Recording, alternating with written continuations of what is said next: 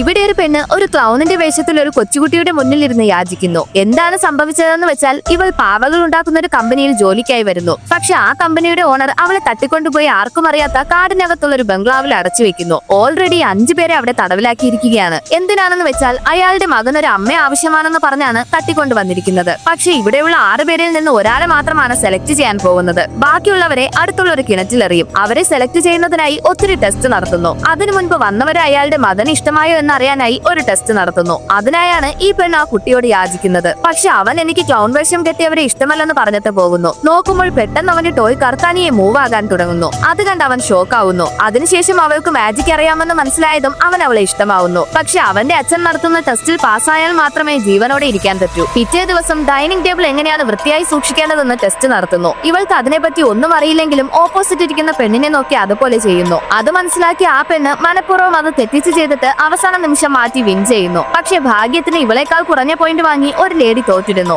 അവസാനം നോക്കുമ്പോൾ അവിടെ നിന്ന് രക്ഷപ്പെടാൻ ശ്രമിച്ച് ഓരോരുത്തരും മരിക്കുന്നു. ഇവൾ അവന്റെ അമ്മയായി സെലക്ട് ആവുന്നു.